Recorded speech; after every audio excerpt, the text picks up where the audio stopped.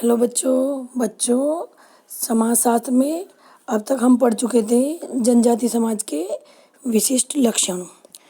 ठीक है बच्चों, और आज हम पढ़ेंगे भारत में जनजातीय संस्कृति में विविधता। ठीक है बच्चों, भारतवर्ष में जो है अनेक ऐसे मानव समूह निवास करते हैं जो आज भी आधुनिक सभ्यता के प्रभाव से बहुत दूर हैं। ठीक है, इन्हीं को जनजाति अथवा वन्य जाति कहा जाता है, जो मैं आपको समझा चुकी हूँ पिछली वीडियो में। ठीक है, सभी जनजातियों की भाषा अलग है, पूजा विधि अलग है और संस्कृति भी अलग है। इन सभी जनजातियों में भी सांस्कृतिक विविधता पाई जाती है। ठीक है, और भारतीय संविधान में इनकी कुल संख्या जो है 216 है, परंतु इसके अलावा बहुत से ऐसे समुदाय भी हैं जो जनजातीय जीवन बिता रहे हैं। ठीक है, पूरे भारत को जनजाति की दृष्टि से जो है 4 भागों में विभाजित किया गया है। ठीक है, मध्य क्षेत्रीय, उत्तर पूर्वी क्षेत्रीय, दक्षिण क्षेत्रीय और पश्चिमी क्षेत्रीय। ठीक है, और यहाँ हम आज पढ़ेंगे जो सांस्कृतिक विविधता बताई मैंने आपको जनजातियों की, उसके विषय में। ठीक है, आगे जो निम्नलिखित पॉइंट है कुछ उनके विषय में हम पढ़ेंगे। सबसे पहला पॉइंट है जनसंख्या में विविधता। बच्चों, कुछ जनजातियां जनसंख्या की दृष्टि से काफ़ी बड़ी यानी कि उनका क्षेत्र विस्तृत है, जैसे गोंड जनजाति है, मुंडा है, भील है तथा संथाल है। इनके नामों से आप परिचित हो गए होंगे अब तक, क्योंकि कई बार आपके सामने ये नाम आ चुके हैं अब। ठीक है, और दूसरी ओर कुछ जनजातियाँ जनसंख्या की दृष्टि से इतनी छोटी हैं कि उनकी जो है गिनती 100 व्यक्तियों से अधिक नहीं है। ठीक है, जैसे ओंग है तथा टोटो है, ये 2 जनजातियाँ हैं। ऐसी जनजातियों के लुप्त प्राय होने का खतरा भी आज पैदा हो गया है वर्तमान समाज में। ठीक है, सेकंड पॉइंट है हमारा संगठन की दृष्टि से जो संगठन में विविधता। ठीक है, जैसा कि क्लियर है इसके पॉइंट से ही, सामाजिक संगठन की दृष्टि से कुछ जनजातियां जटिल सामाजिक संगठन रखती हैं और कई उपविभागों और वंशों में विभाजित हैं। ठीक है, इसके विपरीत अगर हम देखते हैं तो कुछ जनजातियों का सामाजिक संगठन अत्यंत सरल है, यानी बहुत ज़्यादा ईजी है।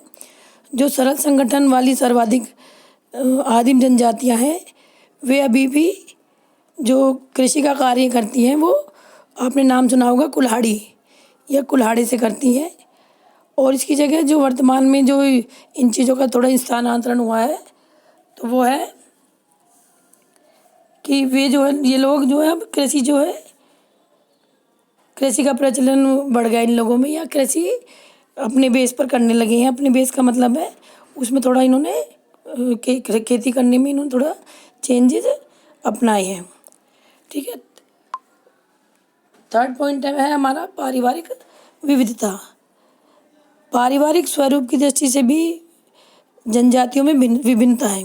ठीक है, जो परिवार का आकार होता है या परिवार का जो स्वरूप है, उसकी दृष्टि से अगर हम जनजातियों को देखते हैं तो उनमें भी बहुत ज़्यादा विभिन्नता है। ठीक है, अधिकांश जनजातियाँ जो हैं पितृसत्तात्मक, पितृस्थानीय एवं पितृवंशीय हैं, यानी जहाँ उनके पिता जो है रहते हुए आए हैं, पिता का जन्म स्थान है या निवास स्थान है, उसी के अनुसार उस जनजाति की पहचान हो जाती है। परंतु इसके साथ ही कुछ ऐसी जनजातियाँ भी पाई जाती है जो मातृसत्तात्मक, मातृस्थानीय एवं मातृवंशीय है, जैसे कुकी और गारो। ठीक है बच्चों, नेक्स्ट पॉइंट आता है हमारा वैवाहिक विविधता। ठीक है, ये पॉइंट आप कुछ पॉइंट मैंने बताया था कि ये समानताएं रखे हुए हैं, है ना, जो विशिष्ट लक्षण आपने जनजाति के पढ़े हैं उनसे, तो ये आपको इजीली समझ में आ जाएंगे। ठीक है, फोर्थ पॉइंट बताया मैंने वैवाहिक विविधता। विवाह संबंधी प्रथाओं की दृष्टि से यदि जनजाति को देखा जाए बच्चों, तो हम पाएंगे कि उनमें विवाह के लिए जीवन साथी प्राप्त करने के नए नए तरीके प्रचलित हैं। जैसे कि आप पढ़ भी चुके हैं कि परीक्षा द्वारा विवाह, सेवा द्वारा विवाह, वधू मूल्य द्वारा विवाह, हरण द्वारा विवाह, बलपूर्वक प्रवेश द्वारा विवाह, ठीक है, एवं माता पिता द्वारा तय किया गया विवाह। इतना ही नहीं, उनमें जो है बहुपत्नी विवाह और बहुपति विवाह भी पाया जाता है। केवल बहुपत्नी नहीं, बहुपति विवाह भी पाया जाता है। नेक्स्ट पॉइंट है हमारा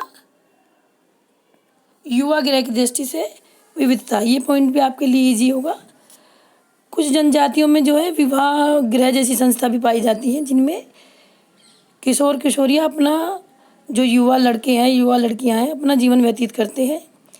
और यह प्रथा जो है ज़्यादातर कहाँ पाई जाती है? मध्य प्रदेश में, उड़ीसा में, बिहार और नागालैंड की जनजातियों में, ठीक है। और ये अगर रियलिटी में देखें तो ये युवा गृह शिक्षा संस्थाओं का भी काम करते हैं, ठीक है, जिनमें सामूहिक गान, नृत्य तथा कहानियों के माध्यम से न केवल आगे आने वाले यानी भावी जीवन की तैयारी की जाती है, बल्कि जो जनजातियां हैं उनका भी विकास करती है, ठीक है। और जो जनजाति की संस्कृति का भी जो नई पीढ़ियों को हस्तांतरण इस प्रकार से किया जाता है, ठीक है। 6 पॉइंट है हमारा धार्मिक विविधता। धार्मिक विश्वासों जैसे देवी देवता एवं जादू टोने की दृष्टि से भी प्रत्येक जनजाति अपना अलग धार्मिक संसार रखती है, ठीक है। ये और कुछ इनमें कुछ धार्मिक निषेध भी पाए जाते हैं जो इन्हें धर्म के अनुसार नहीं करने होते, ठीक है। नेक्स्ट पॉइंट है हमारा आर्थिक विविधता। आर्थिक, जैसा कि पॉइंट में हमें समझ में आ रहा है कि जो आर्थिक विकास की दृष्टि से भी जनजातियों में विविधता के दर्शन देखने को मिलते हैं, ये दर्शन होते हैं। आज के समय में भी कुछ जनजातियां जो है वनों में खाद्यान्न यानी संग्रह यानी खाने की जो वस्तुएं हैं उनका संग्रह करती हैं एवं शिकार पर निर्भर हैं। जो बेस जो है लाइफ का उनका शिकार है। कुछ जनजातियां पशुपालक एवं चरागाही है, यानी पशुपालन का कार्य करते हैं कुछ जनजाति के लोग, और कुछ चरागाही का कार्य करते हैं, ठीक है। कुछ जनजातियां आज भी झूम खेती कर रही हैं, जो कि आपने विशिष्ट लक्षणों में भी पढ़ा है इनके, ठीक है। नेक्स्ट पॉइंट आता है हमारा राजनीतिक विविधता। राजनीतिक संगठन के रूप में जनजातियों में जो है विभिन्न प्रतिमान पाए जाते हैं। कुछ जनजातियां एक वंशानुगत मुखिया जो होता है उनका या सरदार के सत्तात्मक शासन द्वारा कंट्रोल की जाती हैं, ठीक है। यानी जैसे कि मैंने बताया था कि आपको गांव में जैसे मुखिया होता है या प्रधान कह सकते हैं आप, होता है तो पूरा कंट्रोल होता है पूरे गांव पर, उसका सभी व्यक्तियों को उनकी बात माननी होती है। उसी प्रकार तो जनजातियों में भी एक मुखिया या सरदार होता है जिसके हाथ में पूरे जनजाति की सत्ता होती है, और सभी जो है उस मुखिया की सलाह लेने के बाद ही कार्य करते हैं।